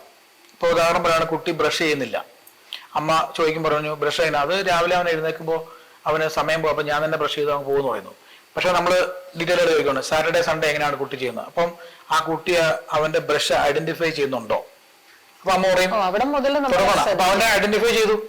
അപ്പൊ ഐഡന്റിഫൈ അതാണ് അതിന്റെ ബേസ് ലൈൻ. അതായത് ആ ഒരു പർട്ടിക്കുലർ ഗോളിന്റെ ബ്രഷിംഗ് എന്ന് പറഞ്ഞ ആ ഒരു പർട്ടിക്കുലർ ടാസ്ക് ട്രെയിൻ ചെയ്യാൻ വേണ്ടി അവന് അറിയാവുന്ന ഇപ്പോഴത്തെ ബേസ് ലൈൻ, നമ്മൾ ബിൽഡിങ്ങിന്റെ ബേസ് ലൈൻ എന്ന് പറഞ്ഞ പോലെ ബേസ് ലൈൻ നൗ ആ കുട്ടിക്ക് ബ്രഷ് കണ്ടുപിടിക്കാൻ പറ്റി. നെക്സ്റ്റ് എന്താണ്, പേസ്റ്റ് ഓപ്പൺ ചെയ്യണം, അല്ലെങ്കിൽ ബ്രഷ് വാഷ് ചെയ്യണം, പിന്നെ പേസ്റ്റ് അടയ്ക്കണം. പേസ്റ്റ് പ്രസ് ചെയ്യുമ്പോൾ എന്താണ് കൂടുതൽ പ്രസ് ഒത്തിരി വരാൻ പാടില്ല. അപ്പം ഇതെല്ലാം ഒരു സ്റ്റെപ്പ് ബൈ സ്റ്റെപ്പാണ് പഠിപ്പിക്കുന്നത്. അപ്പൊ ഇതിനെ നമ്മൾ ഓരോ ആക്ടിവിറ്റിക്കും നമ്മൾ അതിനൊരു സ്മാർട്ട് ഗോൾ ആക്കി എടുത്ത ശേഷം അതിന്റെ ബേസ് ലൈൻ കണ്ടുപിടിച്ചിട്ടാണ് നമ്മൾ കൊടുക്കുന്നത്. അതായത് ഈവൻ ഒരു ബ്രഷിംഗ് എന്ന് പറയുമ്പോൾ സ്വന്തം ബ്രഷ് പിക്ക് ചെയ്യുന്നത് മുതൽ ടൂത്ത് പേസ്റ്റ് എടുക്കുക, തുറക്കുക, പ്രസ് ചെയ്യുക, എത്ര എമൗണ്ട് ഓഫ് നേരത്തെ ഞാൻ പറഞ്ഞില്ല സെൻസറി ഇഷ്യൂസ് എന്ന് പറഞ്ഞാൽ പ്രൊപ്രിയോസെപ്ഷൻ, അതായത് അവർക്ക് ജോയിന്റ് സെൻസ് പ്രോബ്ലം ഉണ്ടെങ്കിൽ ഒത്തിരി പേസ്റ്റ് പ്രസ് ചെയ്യും, അപ്പൊ കുറെ പേസ്റ്റ് പുറത്തേക്ക് വരും. ഇതെല്ലാം ഓരോ പ്രധാന ഘട്ടങ്ങളാണ്. അതെ, ഇതെല്ലാം നമ്മുടെ അയൺ കോർഡിനേഷൻ ബ്രെയിനിൽ നിന്നാണ് ഇതെല്ലാം വരുന്നത്. ബ്രെയിനിന്റെ ഒരു കോർഡിനേഷൻ ആണ് നടക്കുന്നത്. അപ്പൊ അതിൽ നമുക്ക് ട്രെയിനിങ് കൊടുത്തെങ്കിലേ ഉള്ളൂ വരത്തുള്ളൂ. ക്ഷമയോടെ വേണ്ട ഒരു കാര്യമാണ് അല്ലെ. നമ്മൾ ചുമ്മാ മെഡിസിൻ എടുക്കുന്ന പോലെ ടപ്പന്ന് നടക്കുന്ന കാര്യമല്ല. ഇതിനൊരു പ്രത്യേക ടൈം ലൈൻ, അതായത് ഡോക്ടർ നേരത്തെ പറഞ്ഞു ഓരോ പേഷ്യന്റും ഓരോന്നാണ്, യുണീക്കാണ്, ഓരോരുത്തർക്കും ഓരോ ഇഷ്യൂസ് ആണ്. അപ്പൊ സ്വാഭാവികമായിട്ടും പ്രത്യേക ടൈം സെറ്റ് ചെയ്യാൻ പറ്റില്ലെന്നറിയാം. എങ്കിൽ പോലും ഇപ്പം ഒരു മോഡറേറ്റ് എന്ന് പറയപ്പെടുന്ന ഒരു ലെവലിൽ നിൽക്കുന്ന ഓട്ടിസ്റ്റിക് ആയിട്ടുള്ള ഒരു ചൈൽഡ്, സ്കൂൾ ഗോയിങ് ചൈൽഡിന് ഇപ്പൊ ഈ റൈറ്റിംഗ് അതൊരു പോയിന്റ് ആക്കി എടുത്താൽ നോർമലി നമ്മൾ ഒരു വർഷമൊക്കെ ഓട്ടി എടുക്കേണ്ടി വരാറുണ്ടോ, അല്ലെങ്കിൽ ഓട്ടി മാത്രം മതിയാവും? എങ്ങനെയാണ് അതിന്റെ ഒരു മോഡറേറ്റ് ആയിട്ടുള്ള ഒരു ഓട്ടിസ്റ്റിക് ആയിട്ടുള്ള കുട്ടി വരുവാണെങ്കിൽ ആദ്യം നമ്മൾ നോക്കേണ്ടത് അത് റെഗുലർ സ്കൂളിലാണോ പഠിക്കുന്നത് നോക്കുക. അപ്പൊ റെഗുലർ സ്കൂൾ എന്ന് പറയുമ്പോൾ അവിടെ ആ ക്ലാസ് റൂമിൽ എത്ര കുട്ടികളുണ്ട്, അവന്റെ സിലബസ് എങ്ങനെയാണ്, അപ്പൊ ക്ലാസ്സിൽ എന്തുമാത്രം സപ്പോർട്ട് അവന് കിട്ടുന്നുണ്ട്. അപ്പൊ ക്ലാസ് ടീച്ചറിനെ ഡിപ്പെൻഡ് ചെയ്തിരിക്കും, അല്ലെങ്കിൽ ഓരോ പീരീഡ് വരും പല ടീച്ചേഴ്സിനെ പഠിപ്പിക്കുന്നത്. അപ്പൊ നമ്മൾ സാധാരണ ഇപ്പൊ 3 to 6 months ആണ് ഒരു ഇന്റൻസീവ് തെറപ്പി എന്ന് പറയുന്നത്. സാധാരണ എനിക്ക് ഒരു കുട്ടി ഒരു തെറപ്പിസ്റ്റ് എടുക്കുക, ഒരു ഓക്യുപേഷൻ തെറപ്പി വന്നു കഴിഞ്ഞാൽ ഒരു 3 മാസം മുതൽ 6 മാസം വരെ നമുക്ക് ഇന്റൻസീവ് ആയിട്ട് കൊടുക്കാം. പക്ഷെ ഈ ഇന്റൻസീവ് ആയിട്ട് അറ്റൻഡ് ചെയ്യുമ്പോൾ തന്നെ പേരന്റ് കൂടെ ഇരുന്ന് അറ്റൻഡ് ചെയ്തിട്ട് ഇവരെ കുറെ കാര്യങ്ങൾ വേണ്ടി ചെയ്യിക്കാൻ പറ്റും. അതോടൊപ്പം തന്നെ ഇവന് ഔട്ട്ഡോർ ആക്ടിവിറ്റീസ്, ഇവന്റെ എനർജി ചാനലൈസ് ചെയ്യാൻ വേണ്ടിയിട്ട് സ്കേറ്റിങ്, സ്വിമ്മിങ്, അല്ലെങ്കിൽ അവന് ഇഷ്ടമുള്ള ഒരു ഔട്ട്ഡോർ ആക്ടിവിറ്റിയുടെ കൂടെ അവന് എൻഗേജ് ചെയ്യിപ്പിക്കണം. പിന്നെ അവന്റെ ഉറക്കം, പിന്നെ അവന്റെ ഭക്ഷണ രീതികൾ. ചില കുട്ടികൾക്ക് ഞാൻ പറഞ്ഞ പോലെ ഈ ഹൈപ്പർ സെൻസിറ്റിവിറ്റി ഉള്ള കുട്ടികളുണ്ട്. അവർക്ക് ചില ഭക്ഷണം അവർക്ക് ഇഷ്ടമില്ല, ഭയങ്കര ചൂസി ആയിരിക്കും. ഇപ്പൊ മെറ്റബോളിക് ആയിട്ട് ടെസ്റ്റുകൾ ചെയ്യണം. നമുക്ക് പീഡിയാട്രീഷ്യനൊക്കെ വിട്ടിട്ട് ആ കുട്ടിയെ ടെസ്റ്റ് ചെയ്യണം, ബ്ലഡ് ടെസ്റ്റ് ചെയ്തിട്ട് അവന് വിറ്റമിൻ ഡെഫിഷ്യൻസി ഉണ്ടോ, ഉണ്ടെങ്കിൽ ഒരു ന്യൂട്രീഷ്യനിസ്റ്റിനെ കണ്ടിട്ട് അവനനുസരിച്ചുള്ള ഭക്ഷണം കൊടുക്കുക. അപ്പൊ നമ്മൾ ഡിസൈഡ് ചെയ്യാൻ പറ്റത്തില്ലല്ലോ. അപ്പൊ അത് നമുക്ക് ഒരു എവിഡൻസ് ബേസ്ഡ് ആയിട്ട് തന്നെ പോവാം. അപ്പൊ ഒരു ഹോളിസ്റ്റിക് ആയിട്ട് നമ്മളൊരു ടീം വർക്കോട് പോവുകയാണെങ്കിൽ ഒരു 3 to 6 months ഇന്റൻസീവ് തെറപ്പി കൊടുത്തു കഴിഞ്ഞാൽ തന്നെ ആ പേരന്റിന് നല്ലൊരു എഡ്യൂക്കേഷൻ കിട്ടും. പക്ഷെ സ്കൂൾ സപ്പോർട്ട് ഭയങ്കര ഇമ്പോർട്ടന്റ് ആണ്. സാധാരണ ഈ സ്കൂളിൽ റെഗുലർ സ്കൂൾ പറഞ്ഞാൽ ടീച്ചറിന്റെ പ്രഷർ ചെയ്യാമല്ലോ, കാരണം അവർക്ക് നല്ല റിസൾട്ട് കിട്ടണം. അപ്പോൾ ക്ലാസ്സിൽ ഏറ്റവും നന്നായിട്ട് റെസ്പോണ്ട് ചെയ്യുന്ന കുട്ടികളായിരിക്കും അവർ കൂടുതൽ അറ്റൻഷൻ കൊടുക്കും. പക്ഷെ ഏറ്റവും പുറകെ ബാക്കിൽ നിൽക്കുന്ന കുട്ടികളെയും ചെയ്യുന്ന ഒത്തിരി ടീച്ചേഴ്സ് ഉണ്ട്. കുറെ സ്കൂളുകൾക്ക് റിസോഴ്സ് റൂംസ് ഉണ്ട്. അപ്പൊ അവർക്ക് അതിന് വേണ്ടിയിട്ടുള്ള ഒരു IEP പ്രോഗ്രാം തന്നെ സെപ്പറേറ്റ് ആയിട്ട് മോഡിഫൈ ചെയ്യണം. കാരണം അവന് റെഗുലർ സ്കൂൾ പറ്റത്തില്ല. അപ്പൊ ആ IEP പ്രോഗ്രാം എന്ന് പറയുമ്പോൾ അവനെ ടീച്ചിങ് മെത്തേഡ് ഡിഫറെന്റ് ആയിരിക്കും. റെഗുലർ റെഗുലർ പഠിപ്പിക്കാൻ പറ്റത്തില്ല. അപ്പൊ അവന് ബോർഡ് കോപ്പിംഗ് ഡിഫിക്കൽറ്റി കാണും. അപ്പൊ ആ ടൈമിൽ എല്ലാവരും എഴുതി തീരുന്ന സമയത്ത് അവന് ചിലപ്പോൾ എഴുതി തീർക്കാൻ പറ്റിയിട്ടുണ്ടാകത്തില്ല. അപ്പൊ എന്ത് ചെയ്യണം, ടീച്ചർ അത് വീട്ടിലേക്ക് വാട്സപ്പ് വഴിയോ അല്ലെങ്കിൽ മെയിൽ വഴിയോ അയച്ചു കൊടുക്കുക. അപ്പൊ അമ്മ അവനെ ഇൻഡിവിജ്വൽ ആയിട്ട് 1-on-1 പഠിപ്പിക്കുക. അങ്ങനെയൊക്കെ സപ്പോർട്ട് ചെയ്ത് കയറി വരാൻ പറ്റും. 3 to 6 months ഇന്റൻസീവ് വേണം, അതിനുശേഷം വേണം. പക്ഷെ ആദ്യത്തെ 3 to 6 months നമ്മളിപ്പോ ഒരു ഡ്രൈവിംഗ് പഠിക്കാൻ പോകുമ്പോൾ നമ്മൾ സാധാരണ പഠിക്കുന്നത് ഏതെങ്കിലും ഒരു മാരുതി കാർ അല്ലെങ്കിൽ ഒരു വാഗണാർ കാറിലായിരിക്കും പഠിക്കുന്നത്. ആ കാർ ഓടിക്കാൻ പഠിച്ചു കഴിഞ്ഞാൽ നമ്മൾ BMW ഏത് കാറും ഓടിക്കാം. എന്ന് പറഞ്ഞാൽ ഒരു ലേണിംഗ് പീരീഡ് ഉണ്ടല്ലോ, ആ ലേണേഴ്സ് ലൈസൻസ് കിട്ടുന്ന പോലെ തന്നെയാണ് പേരന്റിന് ആക്ച്വലി ഒരു 3 to 6 months ഇന്റൻസീവ് ആയിട്ടൊരു occupation therapy, speech therapist, psychology support ഉണ്ടെങ്കിൽ തന്നെ ഈ പേരന്റ് ഐഡിയ കിട്ടുക. കാരണം നമുക്ക് ഒത്തിരി NRI പേരൻസ് വരുന്നുണ്ട്. ഇപ്പോൾ ഓസ്ട്രേലിയ, UK, കാനഡ എന്നൊക്കെ വരുന്ന പേരൻസ് അവിടെയൊക്കെ ഇത് പ്രയോറിറ്റൈസ് ചെയ്യത്തില്ല. ഒരു കുട്ടിക്ക് ഡിലേ ഉണ്ട്, ഓട്ടിസം എന്ന് പറഞ്ഞാൽ അയർലൻഡ് പോലുള്ള സ്ഥലങ്ങളിൽ നമുക്കൊരു ഡോക്ടർ അപ്പോയിന്റ്മെന്റ് കിട്ടാൻ തന്നെ 6 മാസം മുതൽ 1 വർഷം എടുക്കും. അപ്പൊ തന്നെ പ്രശ്നമാണ്. അപ്പൊ അവരെന്ത് ചെയ്യും, ഇവിടെ വന്നിട്ട് താമസിച്ചുകൊണ്ട് 3 months അല്ലെങ്കിൽ 6 months താമസിച്ച് അവർ കൂടെ ഇരുന്ന് പഠിച്ച് അവർ പോയി ചെയ്യും. പിന്നെ നമ്മൾ ഓൺലൈനായിട്ട് സപ്പോർട്ട് ചെയ്യും അവർക്ക്. പക്ഷെ ഇതൊരു കോമൺ സെൻസ് ഉള്ള ആർക്കും മനസ്സിലാക്കാവുന്ന കാര്യമില്ല. ഇതിനുവേണ്ടി പ്രത്യേകിച്ച് ഒരു കോഴ്സ് പഠിക്കണോ? ചില പേര് നമ്മൾ ചോദിക്കാറുണ്ട്, ഞാനിത് പ്രത്യേകിച്ച് എന്തെങ്കിലും കോഴ്സ് പഠിച്ചു കഴിഞ്ഞാൽ അവനെ ചെയ്യാൻ പറ്റുമോ? ഇത് ഓക്യുപേഷൻ തെറാപ്പി ഞങ്ങൾക്ക് പഠിക്കാൻ പറ്റുമോ? കാരണം ഇത് 5 വർഷത്തെ കോഴ്സാണ്. അല്ലെങ്കിൽ സ്പെഷ്യൽ എഡ്യൂക്കേറ്റർ ആണെങ്കിൽ ഡിഗ്രി പഠിച്ച ശേഷം B.Ed പഠിക്കണം. അപ്പൊ അങ്ങനെ ഒരു പ്രത്യേകിച്ച് ഒരു പ്രൊഫഷൻ പഠിച്ചിട്ട് ഇതിലേക്ക് പോകണമല്ല. ആ കുട്ടിക്ക് ആ പേരന്റിന് നമ്മൾ കൊടുക്കുന്ന ഇൻപുട്ട് ചെയ്യാൻ പറ്റും. പക്ഷെ അതായത് ടൈമിലാണ് ഓരോ പ്രായത്തിനനുസരിച്ചുള്ള ഗോൾസ് ഡിഫറെന്റ് ആയിരിക്കും. അപ്പൊ അത് നമ്മൾ ഇടയ്ക്ക് ഫോളോ അപ്പ് ചെയ്ത് കഴിഞ്ഞാൽ അവർക്ക് ചെയ്യാൻ പറ്റും. ഡോക്ടർ ഇപ്പം നേരത്തെ പറഞ്ഞതിന്റെ ഒരു ബാക്കിയാണ്, അതായത് 3 മാസത്തിനകത്തുള്ള ബ്രെയിൻ ഡെവലപ്മെന്റിന്റെ പറയുമ്പോഴും ഓട്ടിസം പറയുമ്പോഴും ഈ ലേറ്റസ്റ്റ് ആയിട്ട് കേട്ടൊരു സാധനം വിർച്വൽ ഓട്ടിസം ആണ്. പ്രത്യേകിച്ച് ഓട്ടിസം എന്ന് പറയുമ്പോൾ തന്നെ നേരത്തെ പറഞ്ഞ പോലെ ഭൗതികവും സോഷ്യലൈസിംഗും ആയിട്ടുള്ള വിഷയങ്ങളിൽ നിൽക്കുമ്പോൾ ഈ വിർച്വൽ ഓട്ടിസം കൂടെ വരുമ്പോൾ കമ്മ്യൂണിക്കേഷൻ സ്വാഭാവികമായും കുറയും. പിന്നെ അത് ബ്രെയിനെ റീവയർ ചെയ്യും, ബ്രെയിനെ ഓവർ സ്റ്റിമുലേറ്റ്, ഇങ്ങനെയൊക്കെ നമ്മൾ കേൾക്കുന്നുണ്ട്. ഇത് സയൻസ് അറിയില്ല. അത് ടോട്ടലി കുട്ടികൾക്ക്, ഞാൻ ചോദിക്കുന്ന ഓട്ടിസം എന്നുള്ള സെൻസിലല്ല, ഈ വിർച്വൽ ഓട്ടിസം എന്ന് പറയുന്ന കൺസെപ്റ്റ് അത് തന്നെയാണോ, എങ്ങനെയാണ് നമ്മൾ അതിനെ ഡീൽ ചെയ്യുന്നത്? വിർച്വൽ ഓട്ടിസം ഡയഗ്നോസിസ് ശരിക്കും പറഞ്ഞാൽ ഇല്ല. പക്ഷെ അത് നമ്മളിപ്പോ കൂടുതലായിട്ടുള്ള സ്ക്രീൻ അഡിഷൻ വന്ന ശേഷമാണ് അങ്ങനെ ഒരു ടൈം പറയുന്നത്. അതായത് അത് പറയാനുള്ള കാരണം വെച്ചാൽ നമ്മളെടുക്ക അസസ്മെന്റ് വരുമ്പോൾ ഈ കുട്ടിയുടെ പേരൻസ് ഓട്ടിസത്തിന്റെ സിംറ്റംസ് എല്ലാം കാണിക്കും. കാരണം വെച്ചാൽ സോഷ്യലൈസേഷൻ കാണത്തില്ല, കമ്മ്യൂണിക്കേഷൻ കുറവായിരിക്കും. അപ്പൊ നമ്മളൊരു ടെസ്റ്റ് ചെയ്യുവാണെങ്കിൽ അത് ഫെയിൽ ആണ്. അപ്പം പക്ഷേ അത് ഡെവലപ്പ് ചെയ്ത് വന്ന് നമ്മൾ ഹിസ്റ്ററി കളക്ട് ചെയ്യുമ്പോൾ കുട്ടി ഒരു ദിവസം 8 മണിക്കൂർ 10 മണിക്കൂറൊക്കെ മൊബൈൽ കണ്ടുകൊണ്ടിരിക്കുന്നത്. അപ്പൊ അങ്ങനെ തുടർച്ചയായിട്ട് കണ്ടുകൊണ്ടിരിക്കുന്ന ഇത് കുട്ടീനെ നമ്മൾ ഇത് കുറച്ചുകൊണ്ട് വന്നു കഴിഞ്ഞപ്പോൾ ചേഞ്ചസ് വന്നു തുടങ്ങി. അപ്പൊ ഓട്ടിസം ഒരിക്കലും നമുക്ക് ക്യൂർ ചെയ്യാൻ പറ്റത്തില്ല. It is not a disease, ഇതൊരു ഡിസോർഡർ ആണ്.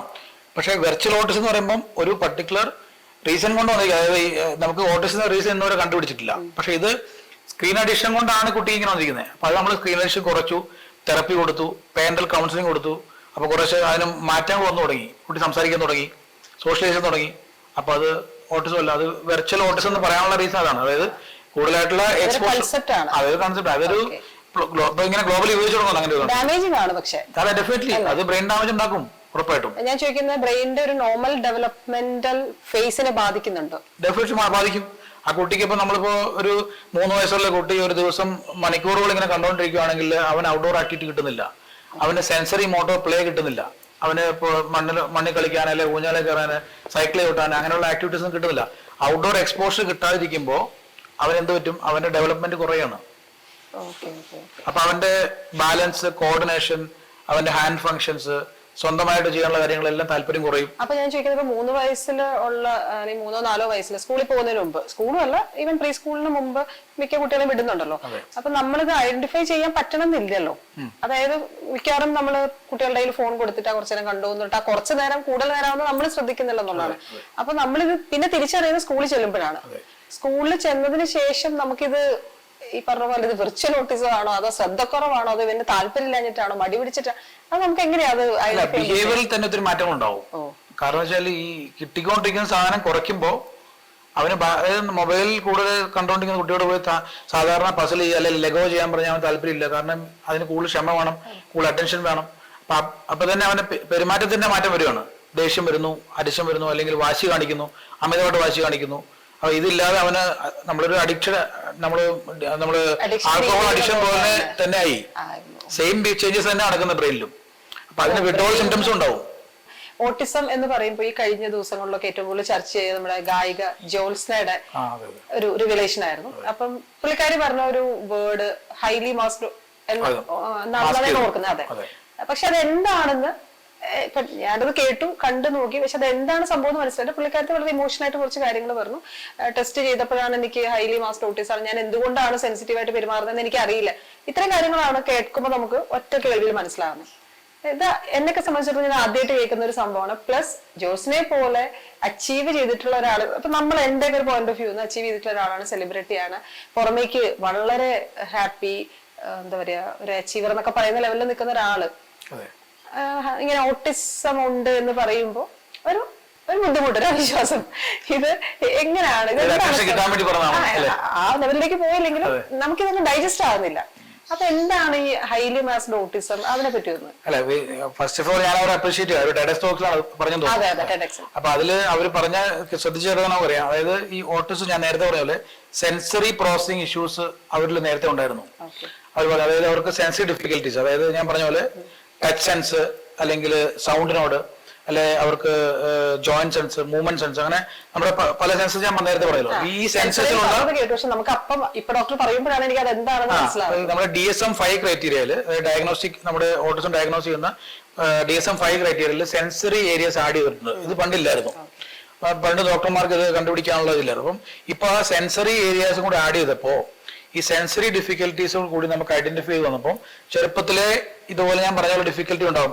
പല ടൈപ്പ് ഓഫ് ടെക്സ്ചർ, ഡ്രസ്സിന്റെ കാര്യത്തിലാണെങ്കിലും സൗണ്ടിന്റെ കാര്യത്തിലാണെങ്കിലും ടേസ്റ്റിന്റെ കാര്യത്തിലാണെങ്കിലും ഇവർക്ക് ബുദ്ധിമുട്ടുണ്ടെങ്കിലും ഇപ്പൊ സ്മെല്ലിന്റെ കാര്യത്തിലാണെങ്കിലും ഇവർ ഇതിനെല്ലാം അതായത് ഇത് പുറത്തേക്ക് കാണിക്കാതെ മാനേജ് ചെയ്തിട്ട് പോയി. ഓക്കെ, അതായത് അവർക്ക് ആ ബുദ്ധിമുട്ടുകൾ എക്സിസ്റ്റ് ചെയ്യുന്നുണ്ട്, പക്ഷെ അവർ സംഭവം മാനേജ് അല്ലെ. അതായത് മാസ്ക് എന്ന് പറഞ്ഞാൽ അവരുടെ ആ ഒരു സിംറ്റംസിനെ അവര് ഹൈഡ് ചെയ്തുകൊണ്ട് അവർ പെർഫോം ചെയ്യാൻ നോക്കുക. മനസ്സിലായില്ലേ? അത് ഭയങ്കര ആങ്സൈറ്റി ഉണ്ടാക്കുന്നത്. പക്ഷെ നമുക്കിത് അറിയത്തില്ലല്ലോ. അതായത് ഒരു 30 വർഷം മുമ്പോ അല്ലെങ്കിൽ 40 വർഷം മുമ്പ് എന്താണെന്ന് അറിയത്തില്ല. അങ്ങനെ ഒത്തിരി പേരുണ്ടാവും. പക്ഷെ നമ്മളൊരു ക്ലിനിക്കൽ സൈക്കോളജിസ്റ്റോ അല്ലെങ്കിൽ ഒരു സൈക്കാട്രിസ്റ്റോ അല്ലെങ്കിൽ ഒരു പ്രൊഫഷണലൊക്കെ പോയി കഴിഞ്ഞാൽ നമുക്ക് എന്താണ് പ്രോബ്ലം എന്ന് പറയുമ്പോൾ നമ്മൾ ഹിസ്റ്ററി ഉറപ്പായിട്ട് എടുക്കും. ഇപ്പോൾ ഒരാളെ നമ്മളിപ്പോൾ ഒരു 10 വയസ്സുള്ള കുട്ടിക്ക് ചെയ്താലും അവരുടെ ബർത്ത് ഹിസ്റ്ററി ചോദിക്കും. അവരെ എപ്പോഴാണ് അവരുടെ മൈൽ സ്റ്റോൺസ് അച്ചീവ് ആയത്, എപ്പോഴാണ് തലയുറച്ചത്, എപ്പോഴാണ് കമന്ന് വീണത്, എപ്പോഴാണ് സംസാരിച്ചത് ചോദിക്കാൻ പറ്റത്തില്ലല്ലോ. അപ്പൊ ഇത് ചോദിക്കുമ്പോഴാണ് ഇവരുടെ ചൈൽഡ്ഹുഡിൽ ഉണ്ടായേക്കുന്ന ട്രോമാറ്റിക് എക്സ്പീരിയൻസ് അറിയുന്നത്. ഇവർക്ക് പല അബ്യൂസ് ഉണ്ടായി കാണും. ഇപ്പൊ നമുക്ക് ഈയിടയ്ക്ക് തന്നെ എനിക്കൊരു ഇതേപോലെ ഒരു സോഷ്യൽ മീഡിയ ഇൻഫ്ലുവൻസർ എനിക്ക് വന്നു. അവരുടെ കുട്ടികൾക്ക് പ്രോബ്ലം ആയിട്ടാണ് വന്നത്. പുള്ളിക്കാരി ഓൾമോസ്റ്റ് 5 lakhs ആൾക്കാർ ഫോളോ ചെയ്യുന്ന ഒരാളാണ്. അവർ ഇതുപോലെ ലൈഫ് കോച്ചാണ് പുള്ളിക്കാരി. പക്ഷെ പുള്ളിക്കാരിക്ക് ഇതേപോലെ ഇഷ്യൂസ് ആണ്. പക്ഷെ നമ്മൾ സൈക്കാട്രിസ്റ്റിനെ റെഫർ ചെയ്തു, ഡിപ്രഷൻ ആണ്, ഷീസ് ഓൺ മെഡിക്കേഷൻ ആവും. അപ്പൊ പുള്ളിക്കാരി ഇപ്പോൾ ഓക്കെ ആയി കാര്യങ്ങളെല്ലാം. അപ്പൊ ഞാൻ പറഞ്ഞത് അത് ഇപ്പൊ ജോസ്ന എന്ന് പറഞ്ഞ ആ വ്യക്തിക്ക് ചൈൽഡ്ഹുഡ് തൊട്ട് ഇങ്ങനെ ഉണ്ടായി കാണും. പക്ഷെ അവിടെ വളർന്ന സാഹചര്യത്തിൽ അതെല്ലാം മാനേജ് ചെയ്യാൻ പറ്റി. അവർക്കത് ഒരു ഫംഗ്ഷനെ അഫക്ട് ചെയ്യാതെ കൊണ്ടുപോകാൻ പറ്റി. ഫംഗ്ഷനെ അഫക്ട് ചെയ്യുമ്പോഴാണ് നമ്മൾ ട്രീറ്റ് ചെയ്യേണ്ടത്. ഇപ്പൊ നമ്മളിപ്പോ സൈക്കാട്രി ഫീൽഡിലേക്ക് പോകുമ്പോൾ പല കണ്ടീഷൻ പഠിക്കുമ്പോൾ ഇപ്പം നമ്മൾ പറയാണ് പാരനോയിഡ് എന്ന് പറഞ്ഞ കണ്ടീഷൻ, പാരനോയിഡ് സംശയരോഗം കേട്ടില്ലേ? അപ്പൊ അല്ലെങ്കിൽ OCD എന്ന് പറയും. അപ്പൊ നമ്മൾ വായിച്ചു നോക്കുമ്പോൾ എന്താ, നമ്മൾ എപ്പോഴും കൈ കഴുകുന്നുണ്ടോ, അല്ലെങ്കിൽ എന്താ പറയുക, നമ്മളൊരു കീ വെച്ച് മറന്നിട്ട് നമ്മൾ ഓഫീസിൽ പോവാണ്, ഡോർ ലോക്ക് ചെയ്തോ, ഗ്യാസ് ഓഫ് ചെയ്തോ, അങ്ങനെയൊക്കെയാണ് പഠിക്കുന്നത്. അപ്പൊ അത് പഠിക്കുമ്പോൾ എന്താ നമ്മുടെ ലൈഫിൽ ഇത് ഉണ്ടായിട്ടുണ്ടാവും. പക്ഷെ നമ്മുടെ ഡെയിലി ഫംഗ്ഷൻ നമ്മുടെ ഡെയിലി നമ്മൾ ജോലി ചെയ്യാൻ പറ്റുന്നേ ഇല്ല. അല്ലെങ്കിൽ നമ്മളൊരു പള്ളിയിൽ പോയിരിക്കുകയാണ്, ചർച്ചിൽ പോയി നിൽക്കുന്നു, പള്ളി കുർബാന കണ്ടോണ്ടിരിക്കുക 1 മണിക്കൂർ മാസം. ആ സമയത്ത് വീട്ടിൽ ഗ്യാസ് ഓഫ് ചെയ്തെന്ന് പറഞ്ഞാൽ നമ്മൾ വേറെ വണ്ടി എടുത്ത് വീട്ടിൽ വരുവാ, അന്ന് പോകില്ല. അത് സ്ഥിരമായിട്ട് നടക്കുമ്പോഴാണ് അവരുടെ ഫംഗ്ഷൻ അഫക്ട് ചെയ്യുന്നത്. അപ്പൊ എന്ന് പറഞ്ഞാൽ ഈ ജോസ്ന എന്ന് പറഞ്ഞ വ്യക്തിക്ക് ചൈൽഡ്ഹുഡിൽ ഉണ്ടായി കാണും. അപ്പൊ അവര് പല കാര്യങ്ങളും അവർ കവർ ചെയ്ത് മാനേജ് ചെയ്ത് പോയിട്ടുണ്ടാവും. ഇപ്പൊ ഒരു അഡൽട്ട് ആയി കഴിഞ്ഞാൽ അവർക്ക് അതിനെപ്പറ്റി അവയർനെസ് ഒന്ന് പല ബുക്കിൽ വായിച്ചു കാണും. അപ്പോഴായിരിക്കും അവരൊരു പ്രൊഫഷണലി ഒരാളുടെ കൺസൾട്ടേഷൻ എടുത്ത് അവർ പറയുന്നുണ്ട് 3 പേരെ മറ്റോ കൺസൾട്ട് ചെയ്തപ്പോൾ അവര് റീകൺഫേം ചെയ്യാണ്. പക്ഷെ അവരുടെ ഡെയിലി ഫംഗ്ഷൻ അഫക്ട് ചെയ്യണമെങ്കിൽ ഡെഫിനറ്റ്ലി അതിന് നമുക്ക് തെറാപ്പി കൊടുക്കേണ്ടി വരും. അവരിപ്പോ അത് ബേസിക്കലി വാക്ക് ഉദ്ദേശിക്കുന്ന പോലെ തന്നെ മാസ്ക്ഡ് എന്നുള്ള സെൻസിൽ തന്നെയാണ്. അതെ, മാസ്ക്ഡ് എന്ന് പറയുമ്പോൾ നമുക്ക് അവര് ആ ഒരു സിംറ്റംസ് അതിൽ അവർ കവർ ചെയ്തുകൊണ്ട് അവർ പെർഫോം ചെയ്യാൻ നോക്കുകയാണ്. അതായത് അവർ ഒരു പ്രോബ്ലം ഒന്നും ഇല്ല കവർ ചെയ്യാനായിട്ട് നോക്കുകയാണ് അവര്. അപ്പൊ അതാണ് മാസ്ക്. പക്ഷെ അതിൽ ഈ പറഞ്ഞ സെൻസറി ഇഷ്യൂസ് ആണ് ഏറ്റവും കൂടുതൽ അവർക്ക് വന്നിരിക്കുന്നത്. അതെ, ഈ സെൻസറി ഇഷ്യൂസ് എന്ന് പറയുന്നത് കുട്ടിപ്രായം മുതലേ തന്നെ വിഷയങ്ങളാണ്. ഇവൻ അഡൽറ്റും ഉണ്ട്. നമുക്ക് ചില ടൈപ്പ് ഓഫ് ഡ്രസ് ഇടാൻ ബുദ്ധിമുട്ടായിരിക്കും, അല്ലെങ്കിൽ ചില ടൈപ്പ് ഓഫ് ചില ശബ്ദങ്ങൾ നമുക്ക് ചിലപ്പോൾ ബുദ്ധിമുട്ട്, സ്റ്റീൽ പാത്രത്തിന്റെ ഒക്കെ ചില ശബ്ദങ്ങൾ, ഉരയ്ക്കുന്ന പോലത്തെ ശബ്ദം, അവർക്കിപ്പോ നോർമൽ കാര്യം ചെയ്യാൻ പറ്റത്തില്ല. അങ്ങനെ ഒരു പ്രശ്നമുണ്ട്. പിന്നെ സോഷ്യൽ ആങ്സൈറ്റി, മറ്റേ ആളുകളുടെ മുമ്പ് ഫേസ് ചെയ്യാനായിട്ട് അല്ലെങ്കിൽ സോഷ്യലൈസ് ചെയ്യാനുള്ള ബുദ്ധിമുട്ടുകൾ, ഒരു ഫംഗ്ഷൻ എന്ന് കഴിഞ്ഞാൽ പെട്ടെന്ന് മിങ്കിൾ ചെയ്യാൻ ബുദ്ധിമുട്ട്. അപ്പൊ ഇതെല്ലാം കൂടെ കൂടിയുള്ള ഒരു കോമ്പിനേഷൻ വരുമ്പോൾ അതിനകത്ത് ഓട്ടിസ്റ്റിക് ആയിട്ട് കണ്ടിരിക്കാം. ഓക്കെ, അതിന്റെ ഒരു ഭാഗമായിട്ടായിരിക്കും ചികിത്സ ടെസ്റ്റുകൾ നടത്തിയതും കൺഫേം ആയതും. അതീ പറഞ്ഞ പോലെ ജോൾസിനെ പോലെയുള്ള ഒരു സെലിബ്രിറ്റി വന്ന് പറയുമ്പോൾ ഉറപ്പായിട്ടും കൂടുതൽ വിസിബിലിറ്റി ഉണ്ടാകുന്നു.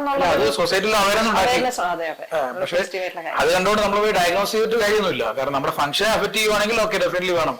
നമ്മൾ കേട്ട് നോക്കുമ്പോൾ നമുക്കൊക്കെ ചെറുപ്പത്തിൽ ഉണ്ടായി കാണും. പക്ഷെ ഇപ്പം നമ്മുടെ ഫംഗ്ഷൻസ് ഓക്കെയാണ്, നമ്മളൊരു മീനിങ് ഫുൾ ആയിട്ടുള്ള കാര്യം ചെയ്യുവാണെങ്കിൽ പിന്നെ ഇഷ്യൂസ് ഇല്ല, കുഴപ്പമില്ല. അപ്പൊ ഡോക്ടർ പറഞ്ഞു വരുന്നതെന്ന് ഞാൻ മനസ്സിലാക്കുന്നത് ഓട്ടിസ്റ്റിക് ആയിട്ടുള്ള ഓരോ വ്യക്തിയിലും ഓരോ തരത്തിലാണ് ഈ പ്രശ്നങ്ങളെന്നല്ല ഈ വിഷയങ്ങൾ പ്രകടമാകുന്നത്. അവരുടെ ഈ കുറവുകളും എന്താണ് അതിനെ പറയാന്ന് വെച്ചാല് ഓട്ടിസം ബാധ എന്നുള്ളതല്ല, ഈ ഡിസോർഡറുകൾ റിഫ്ലക്ട് ചെയ്യുന്നത് പലതരത്തിലായിരിക്കാം. അത് ഓരോരുത്തരെയും ആ രീതിയിൽ തന്നെ കണ്ടുകൊണ്ടുള്ള സ്പെസിഫിക് ആയിട്ടുള്ള തെറാപ്പികളാണ് നമ്മൾ കൊടുക്കേണ്ടത്.